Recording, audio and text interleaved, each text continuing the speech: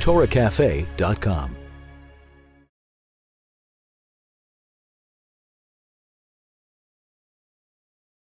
There's more to reality than meets the eye.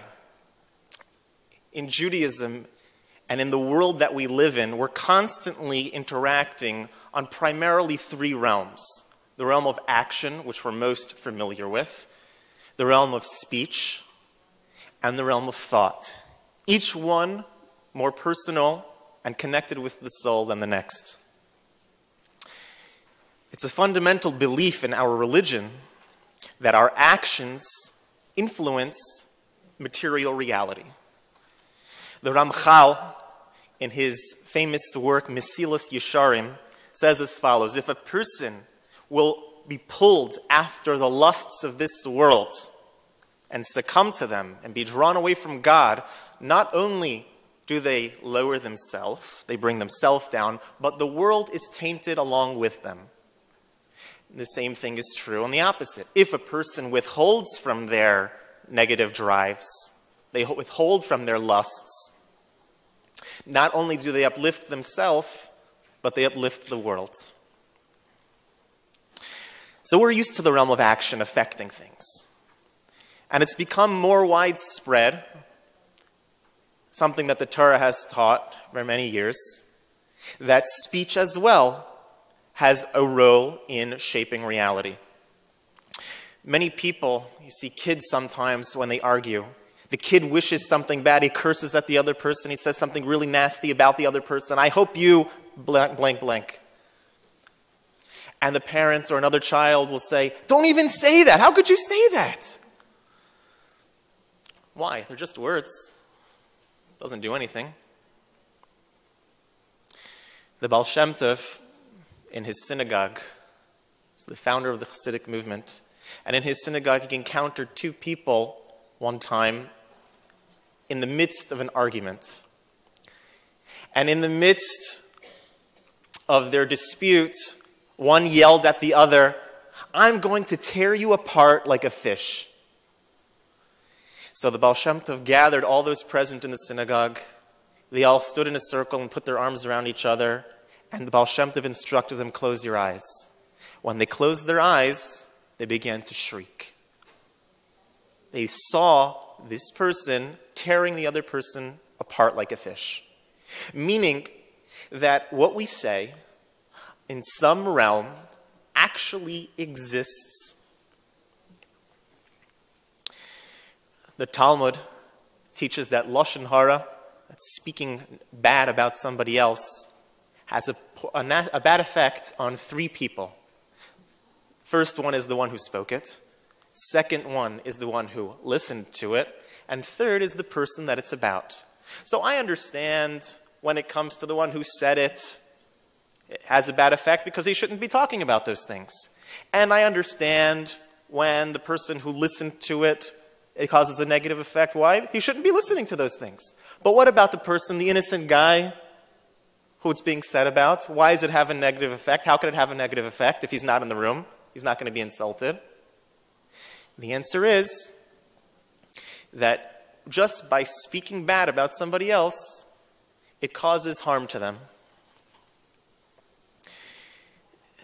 The pinnacle of the year that Jews from all circles gather at the synagogue is Kol Nidre night, Yom Kippur. What's the first thing? What's the service named after? All the bad things we did? No. Kol Nidre. All the vows that I said this year. Speech. Speech plays a role. Speech changes reality. The power of speech was recently, within the last few years, done with, experimented with study. Dr. Isaro Emoto from Japan, many people have heard of the experiment with water crystals.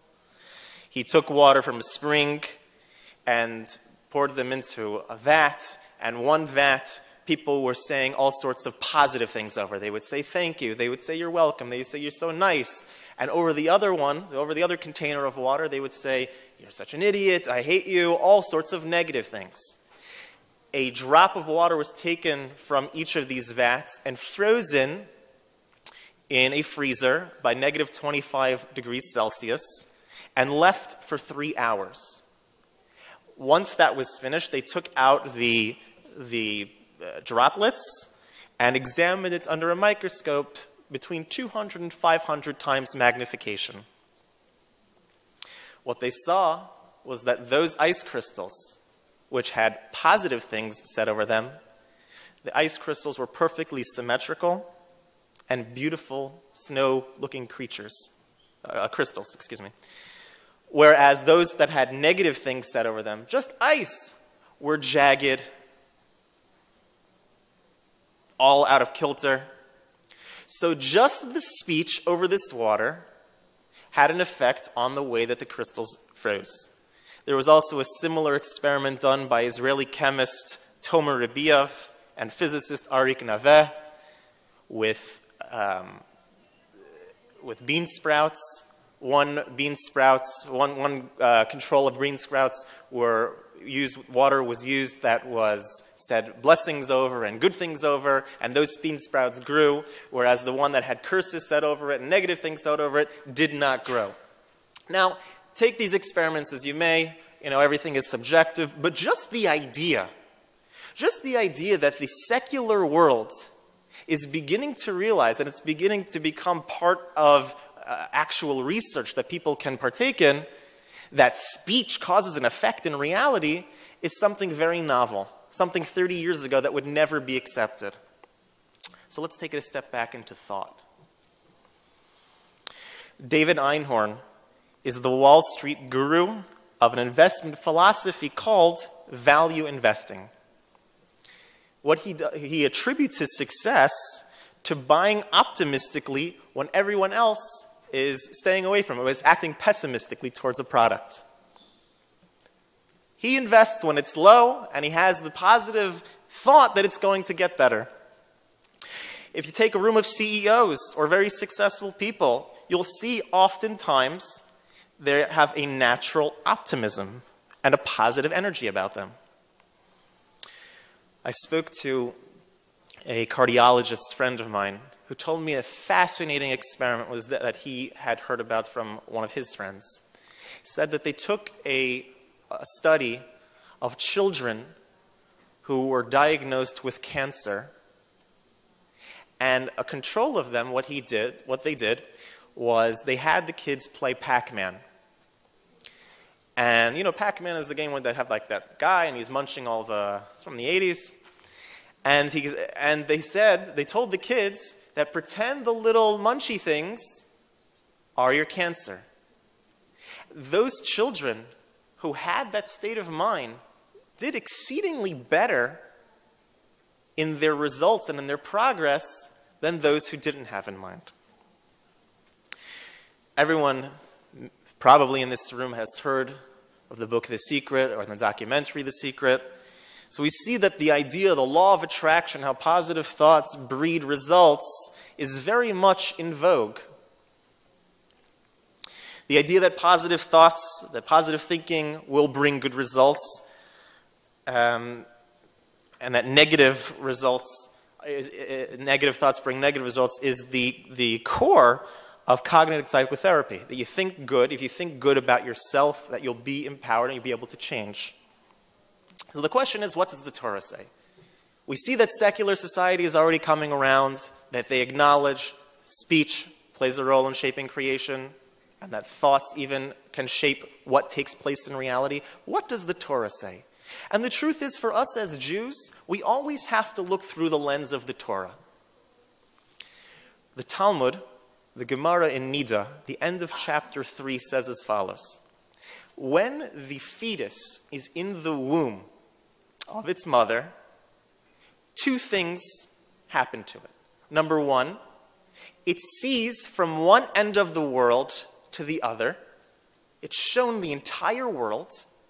And secondly, it's taught the entire Torah. It says, next, when the fetus comes out after 9 months, an angel slaps the child on the mouth, and it forgets all the Torah that it learned. So I have a question. The question is, the Talmud only mentions that it forgets the Torah that it learned. But how come it doesn't remember what it saw? It says that it sees from this end of the world, from the other end of the world. How come I don't remember what the whole world looks like and I saw it? And the answer is because without Torah, you can't see anything. Through the lens of the Torah is how we gain clarity to reality. In Jewish meditation, it's taught that without meditating on godly concepts, without meditating on Torah ideas, that the subconscious of a person remains unrectified. A person can't stop thinking. Should we try an experiment? Everybody up for an experiment? All right.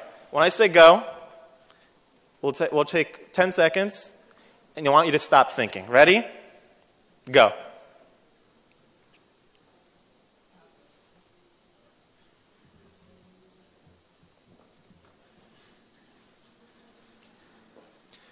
All right, who's thinking?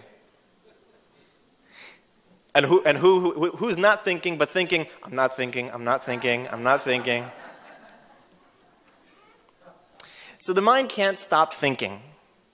The question is, what are we thinking about? Our natural inclination is to think about the natural world at best, and at worst, to look at that natural world in a natural look, which is negative, which will be drawn down to negativity. We always have to have positive thoughts. The truth is that any positive thoughts will work. If a person wants to really excel in life, any positive thoughts will work. But Torah ideas about optimism are especially effective. Like the Talmud, the Gemara, and the Avodah Zarah says, Ein toiv ela Torah. Torah is the ultimate good. Therefore, if we think concepts of Torah, or if we understand the Torah's principle of positive thinking, that will be the greatest force in order to accomplish that. Many of us may be familiar with the story from the Torah about Joseph. Joseph is the favored son of his father Jacob. He's given a very nice coat. And he's sent one day to go check on the rest of his brothers, see how they're doing. And we know the story. What happens is, superficially they're jealous of him, and they end up throwing him in a pit. Now the Torah tells us something about this pit. It says that the pit was empty, there was no water in it. The pit was empty, there was no water in it. The Medrash says, isn't that a bit redundant? If it was empty, I know there's no water in it. It's empty. So the Medrash clarifies, it says, yes, it was empty of water, but it was filled with snakes and scorpions. In the Talmud, the Gemara in Bava Kama says that water is symbolic of the refreshing flow of Torah wisdom. The pit can be compared to the human mind. The pit is the vessel, the human mind. If the human mind is not filled with water, the only other option is that it's going to be filled with snakes and scorpions. If we don't have the positive perspective in our mind, if we don't have Torah ideas in our mind, a rectified subconscious, what's going to be filling it? Snakes and scorpions. With our own thoughts, we don't have to fight off negativity. I've spoken to many people, and they said, I'm so negative. I'm a negative person. I don't know how to get rid of these negative thoughts. And the truth is, we don't have to get rid of the negative thoughts. We just have to increase in positive thoughts. If a person has a vat of poison, and this vat, you can't pick it up, you can't dump out the poison, but you want to fill it, just stick a hose in there and keep adding water until the poison gets out of there. Fill our minds with so much positivity and so much Torah that the negativity will just disappear. Engraving Torah concepts in our mind through contemplation and meditation, we will only see things in the positive light with optimism and confidence. There's a classic story from the Talmud about Rabbi Akiva. Rabbi Akiva would travel oftentimes town to town, and he traveled with what you traveled with in those days. He traveled with a donkey to transport his things. He traveled with a rooster in order to wake him up, and he traveled with a candle in order that he can sit and study. So he went on his way, he came to a village, and he starts knocking on doors for some hospitality. Knocks on one, we're full. Knocks on the next, sorry Charlie.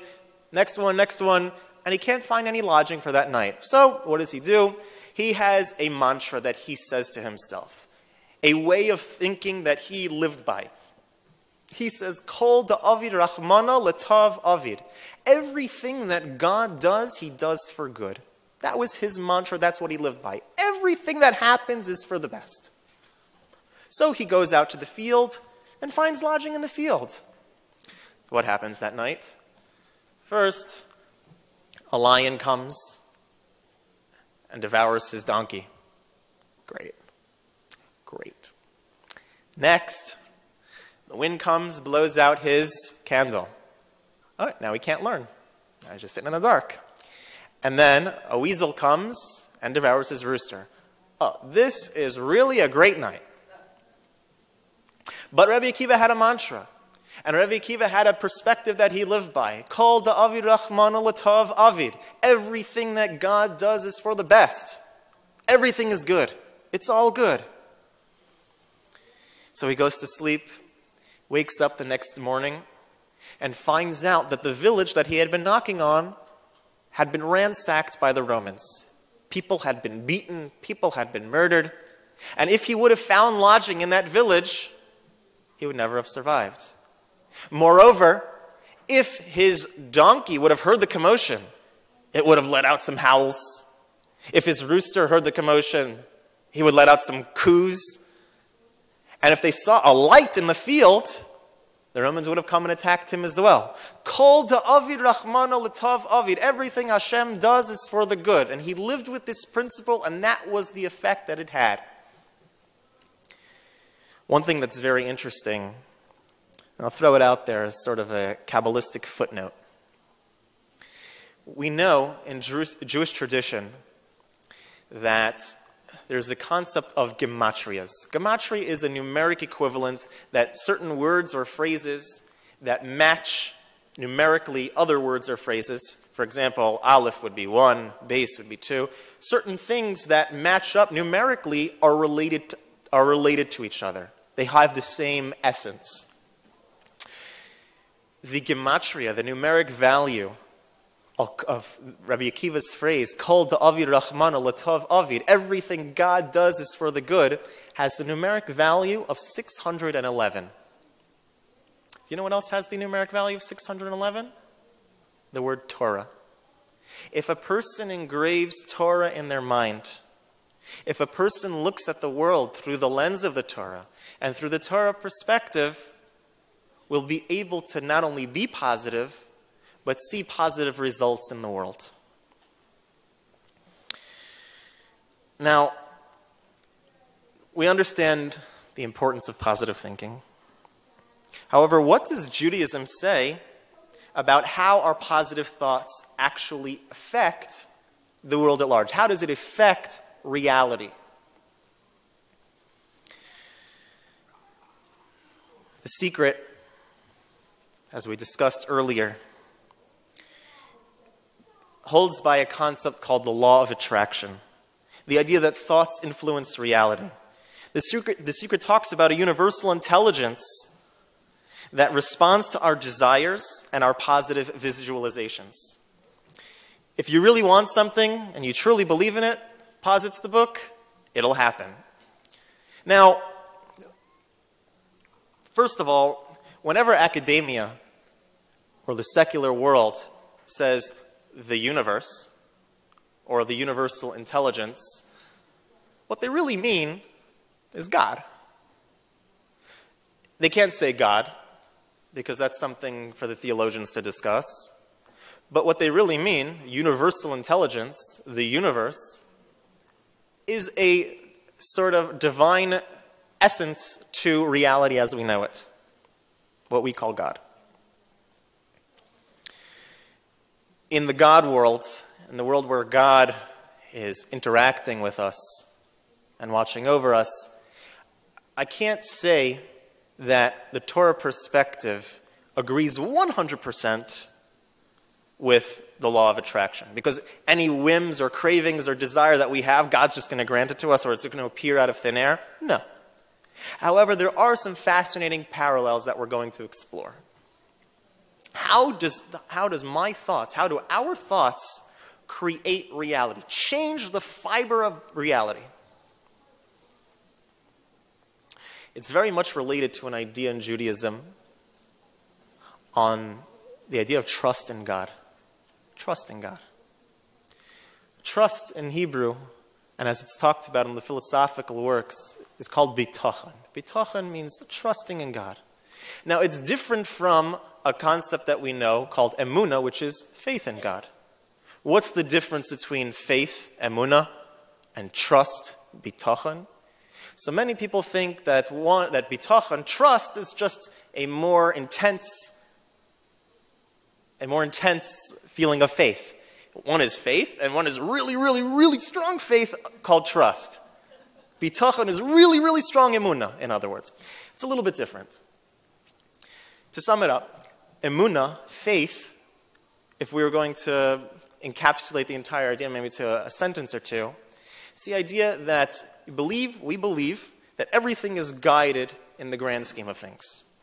Whether I perceive something as good or whether I perceive something as not good, I believe, I have emunah, I have faith, that everything has a reason, although I may not see the good in it at the moment, everything has sort of a reason. This is something that obviously breeds serenity, because whatever happens is meant to be. It's a good idea. Whether what I perceive as good is actually good, or I perceive it as good, is one thing.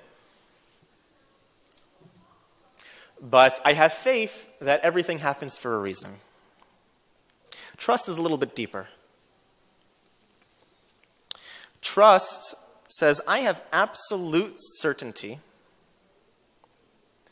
I have absolute certainty and conviction that God is going to make things good. And not only good in the grand scheme of things, but good in a way that I can relate to the good. We're presented with a certain situation. A person goes through a challenge, somebody loses their job, for example, or is in a transition in life. A person with bitachon, with true bitachon, which is not easy to do. No one's saying that.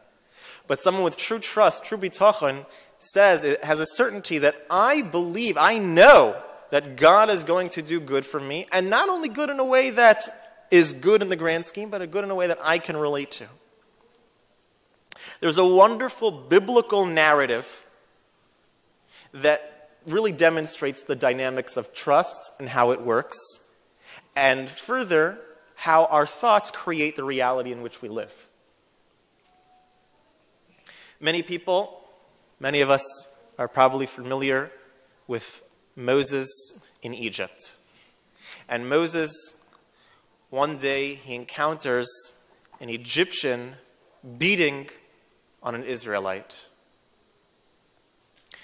And what does the Torah tell us that Moses does when he encounters this? He kills the Egyptian.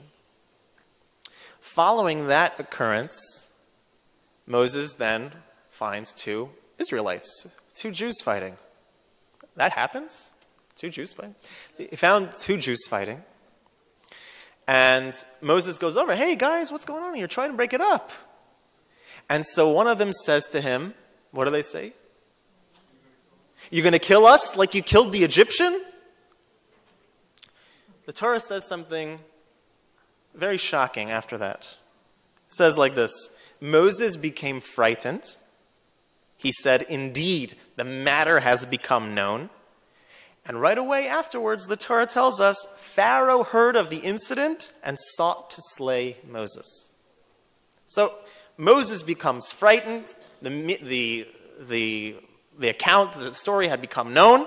And Pharaoh, then it says after that, Pharaoh heard of the incident and sought to slay Moses. Why does the Torah tell us about Moses' emotional response. Moses became frightened. It's not something typical in the Torah to talk to us about our forefathers' emotional issues or struggles that they're going through, how they felt. Abraham was happy then. Right? Isaac felt nice. Moses was scared. But when the Torah goes out of its way to describe something, it's meant as a lesson. First of all, it's a normal reaction. Wouldn't you be scared? Wouldn't the normal person, wouldn't even a great person be scared?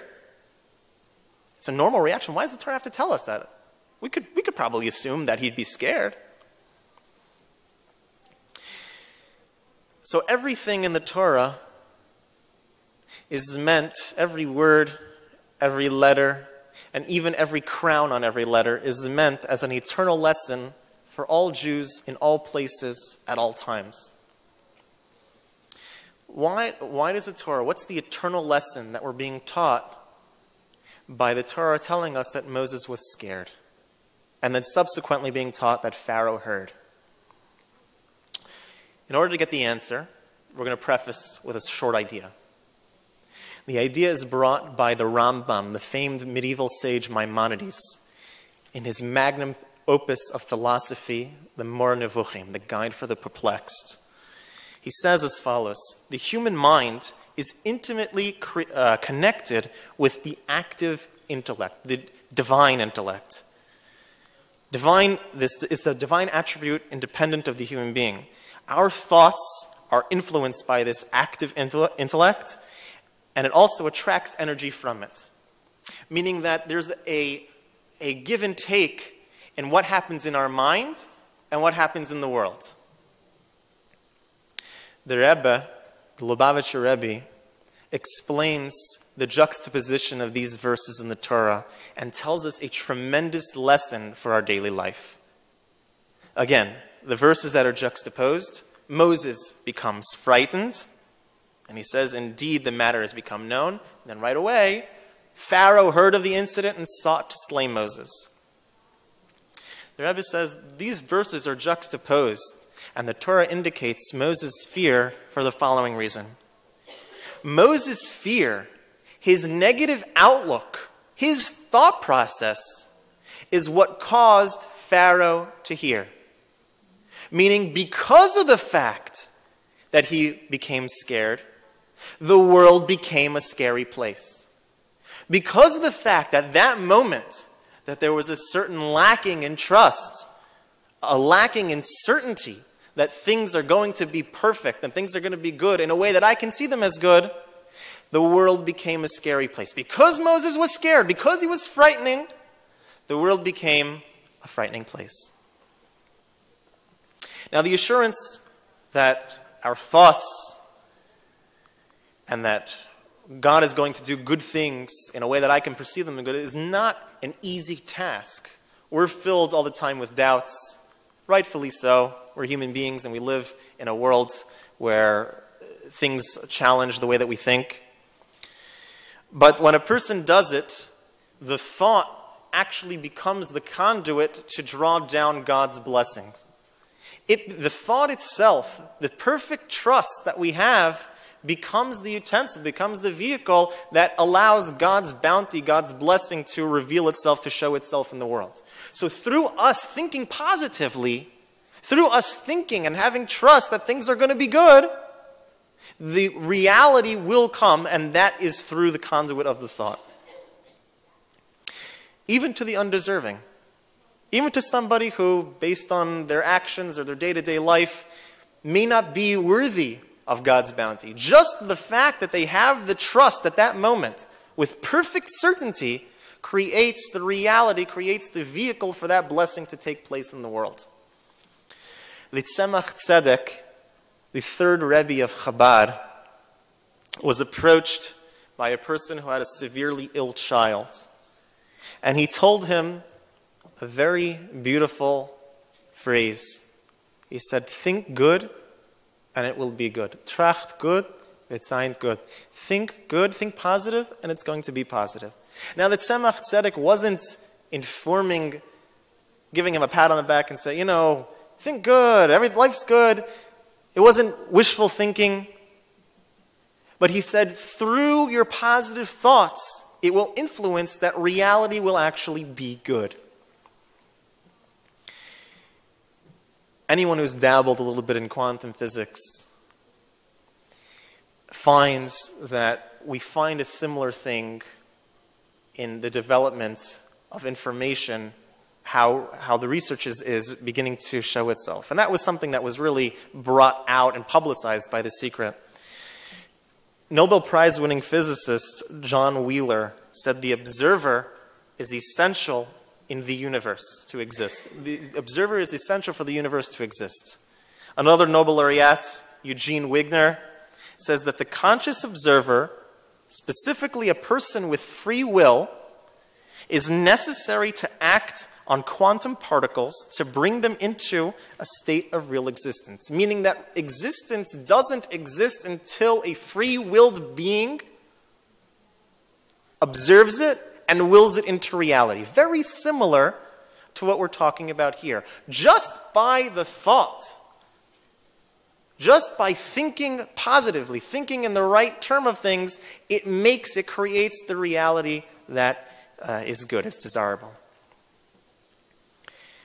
Let's talk about a little bit the mechanics of how this works. You know, many of us, including myself and including Moses, aren't always 100% of the time able to have a perfect trust in God. It happens. But until that time comes, there's an idea, some food for thought, how we can think, how our positive thoughts influence reality in a very practical way. When God created the world, he went from unbridled bounty, unbridled godliness, to a world that we find ourselves in today, to a realm that we find ourselves in today of constriction where godliness is not apparent. And this constriction or limitation, this veil, is very similar to what the physicists talk about when they talk about different dimensions of reality. How reality as we see it isn't the actual reality that exists. There's so much more to it than we're privy to. We have a very limited scope. The dimensions go as follows. The first dimension is one direction, length. Take for example. Okay? 2 dimensions is length and width. Right? Any photograph is an object that is the people on the photograph exist in the second dimension, just length and width, 2-dimensional object. Just like a painting, same thing. If you want an example of a moving 2-dimensional object, think of, everyone remember from the 1980s, Mario, the first Mario that came out, little flat guy walking along. All he can do is up, down, left, and right.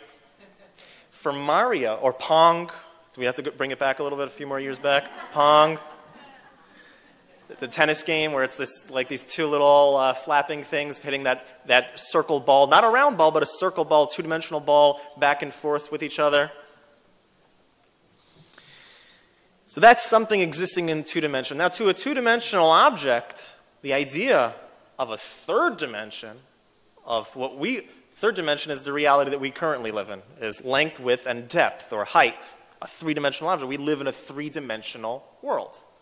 We can go this way, we can go all directions, we can go out. So for a 2-dimensional figure, for Mario, we'll call him, the idea of a 3rd dimension, of being able to go this way, that this is part of reality, is completely beyond his realm of thought.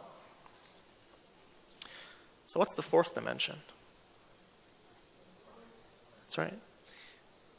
One is a measure of length, one is a measure of width, one is a measure of height, and the measure of change is time. Time is the 4th dimension.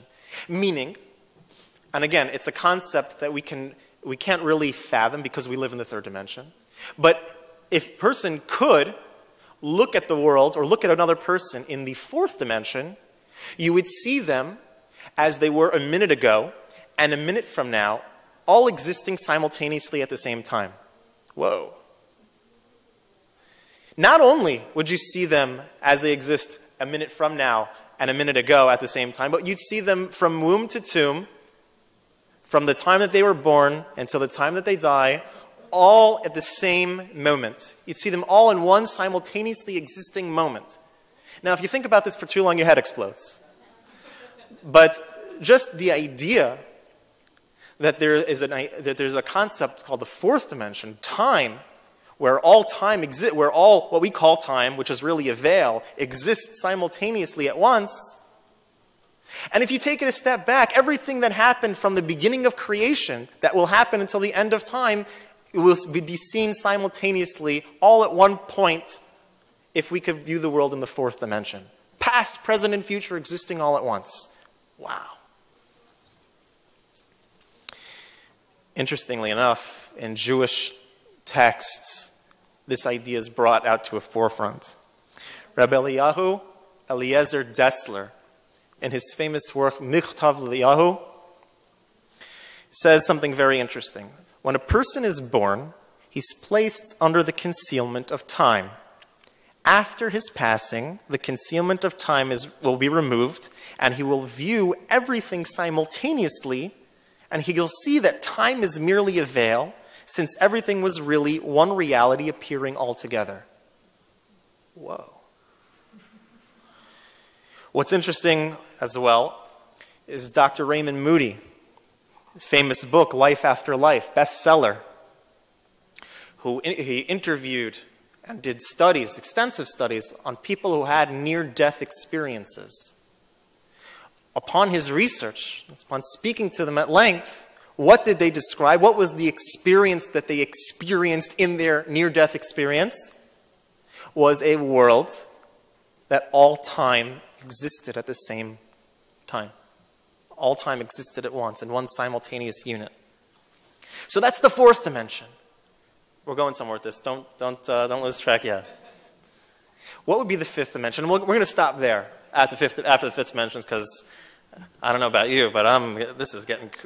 What would be the fifth dimension? So if the fourth dimension, time, is everything that happened from the beginning of time until the end of time, all existing in one simultaneous point, the fifth dimension would be as follows. At every given moment, you have an option, and the world has an option. It doesn't have to be according to one timeline, the way that things actually work out in the world of action. But at every moment, I could do like this, or I could do like this, or an infinite amount of other possibilities. So at every moment, there's an infinite amount of possibilities of things that can take place in the world. Every single moment. That the timeline can go like this, or like this, or like this. Every single moment has infinite possibilities that can happen in that one moment. In the realm of action that we operate in, we can only have access to one timeline. In our thoughts, however, we have access to every potential at every moment. Meaning that when a person thinks positive about a certain scenario, he brings that potential future, that possibility, one step closer to themselves. Through viewing the world in a positive perspective, again, at every moment you have an infinite amount of possibilities of what could happen in the world. Through thinking about the positive way, the way that you want it to, the way you would like to have it, you connect yourself more, you walk through that portal of existence, you walk through that portal of reality. You help bring it closer to tangibility in a way that you can experience. So thinking positive brings that potential closer to our real-world course of events. I'm going to close with a story, some food for thought. We talked this afternoon about positive thinking and how positive thinking shapes the world in which we live and how it can create a positive reality. This food for thought is just something to chew over, something to live with, about our purpose here in this world, life in general, and how we can start thinking positive and what could motivate us to start thinking positive in our own daily life. This story is actually a mashal, an analogy given over by the Baal Shem Tov, the founder of the Hasidic movement. There was a certain gentleman who lived his allotted time in this world. He lived his 120 years, and he passed away and went to heaven. And as he's walking up to the gates of heaven, the angel is taking attendance. He says, all right this way, Mr. Epstein. All right, Epstein, great life. You did a really good job. Go right through these gates and enjoy your heavenly experience. So Mr. Epstein says, angel, I have a bit of a uncommon request for you. My whole life, I've heard about the other place. I don't want to go there, permanently, but I've heard so much about it. Could you just show it to me? Saw so many movies on it, so many TV shows, and they've talked so much about it. Can I just see what it looks like? So the angel says, well, this is highly unorthodox, but, for you lived a good life, let me just show you. So they go down the divine elevator, and they look through the window of H-E double hockey stick. And in that window, Mr. Epstein sees something that blows his mind. He's expecting to see pitchforks and devils and goblins and lava and all sorts of hot, horrible people. What does he see instead? He sees the grand ballroom of a cruise ship. What appears to be the grand ballroom of a cruise ship. Maybe the grand ballroom of the Hyatt Regency. It looks a room just like that. And there's a very long table. And at the long table are very well-dressed people on both sides of the table. And the waiters come out in very finely dressed clothes and place the food on the table, and everyone's very excited and very hungry. And the waiters take off the lid, and the food is piping hot, and everyone's mouth is watering. And everyone lifts up their hand ready to dig in. But attached to their hand is a fork that's 4 feet long, and they can't eat the food because the fork is too long. So everyone starts screaming and howling and crying, why? And so Mr. Epstein says, Angel, I can't take the suffering. Please take me back to heaven. They go back to heaven. It looks like a very similar setup.